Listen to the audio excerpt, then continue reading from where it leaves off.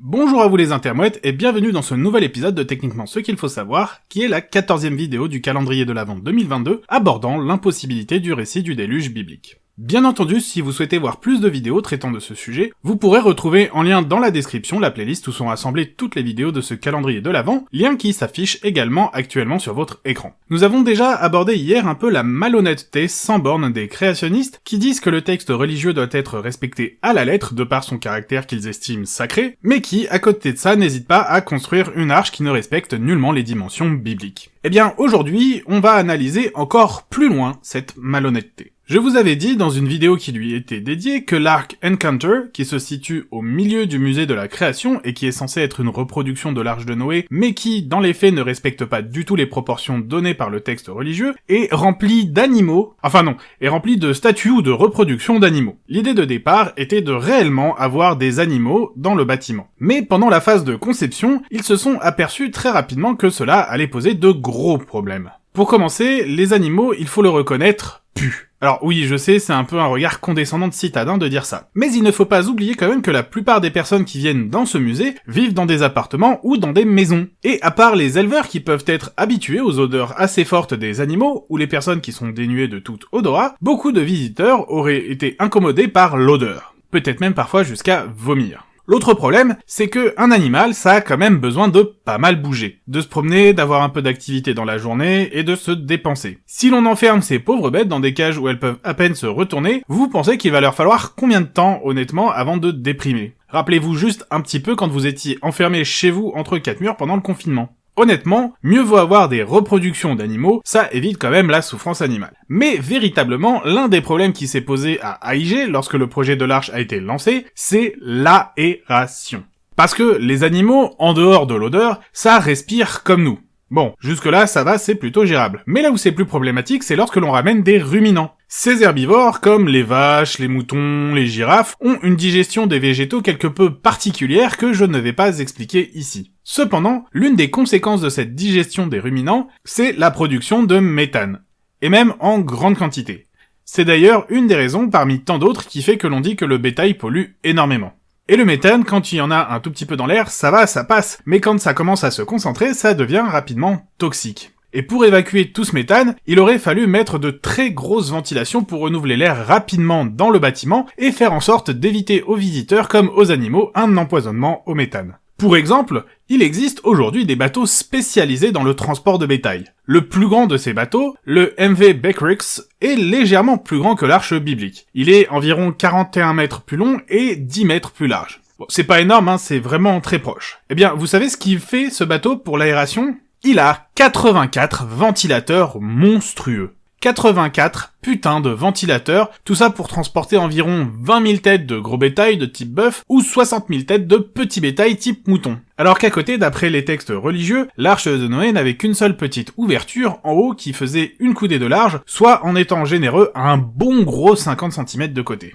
Eh bien, malgré tout cet appareillage, le bateau a déjà été au cœur d'une tempête non pas céleste, mais médiatique, lors d'un transport de vaches depuis l'Australie vers l'Arabie Saoudite, où 900 animaux ont perdu la vie, suite à une insuffisance du système de ventilation. C'est pour cette raison que l'arche ne contient pas d'animaux vivants, mais seulement des reproductions. Cependant, il y a plusieurs fois par jour des animaux qui sont amenés dans l'arche pour faire des ateliers et des démonstrations aux petits enfants. Et ces animaux ne viennent pas de n'importe où. Oh que non!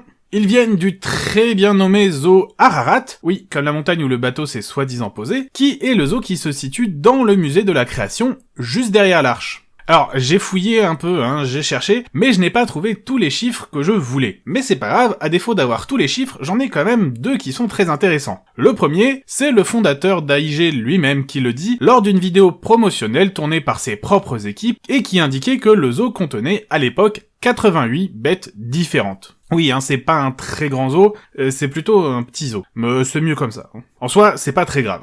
Mais ce qui est bien plus intéressant, c'est le personnel qui est dédié au zoo. Personnel à temps plein, j'entends, sans compter le personnel à temps partiel, les vétos et tout le reste. Il y avait, un petit peu avant que soit tournée cette vidéo, 4 personnes qui étaient dédiées à temps plein à l'entretien des animaux. 4 personnes pour 88 animaux, ça fait 22 animaux par personne. À côté de ça, les mêmes intégristes d'AIG viennent nous dire que l'arche de Noé a pu accueillir un total de 7000 espèces pépouses, soit 14 000 animaux au minimum, parce que je ne compte pas les animaux purs qui viennent par cette couple, sinon c'est compliqué. Et pour l'arche, il y avait combien de personnes pour rappel ? Seulement 8 personnes. Noé, ses 3 fils, et leurs femmes respectives qui n'ont même pas le droit à des noms dans le texte. Ça nous fait bien un total de 8 personnes pour un minimum, seulement, de 14 000 bêtes. Ce qui nous donne un tout petit 1750 animaux par personne.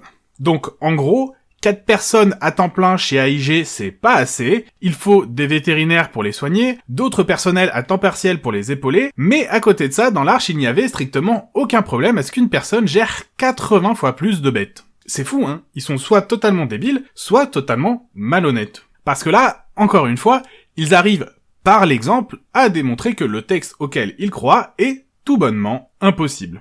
Techniquement, ce qu'il faut savoir, c'est qu'encore une fois, on voit que les preuves existent pour montrer à quel point, même avec les technologies modernes, le transport en pleine mer du bétail est une entreprise périlleuse. Les intégristes religieux n'ont pas pu ignorer ce fait. Les cabinets de conseil, les cabinets d'architectes, les spécialistes de la ventilation, les vétérinaires, toutes ces personnes ont dû défiler les unes après les autres à un moment ou à un autre pour leur dire qu'il était strictement impossible de maintenir des animaux enfermés dans de si petits enclos, en aussi grand nombre, et dans une si grande structure, sans avoir des morts qui vont arriver de manière quasi certaine. Et c'est exactement pour ça qu'ils ne l'ont pas fait.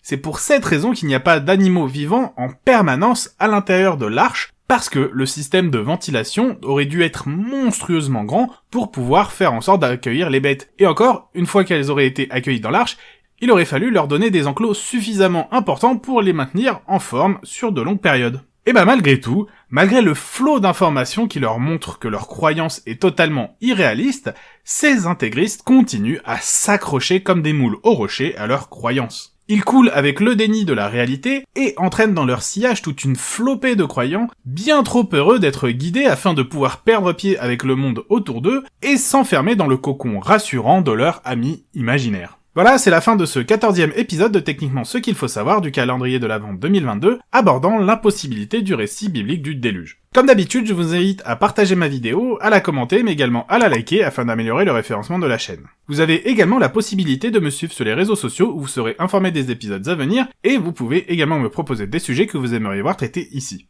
Bien sûr, si ce n'est pas déjà fait, je vous invite à vous abonner et à cliquer sur la cloche afin d'être informé des nouvelles vidéos et de ne rien rater de l'actualité de la chaîne. Je vous dis en tout cas à demain pour un nouvel épisode de Techniquement ce qu'il faut savoir.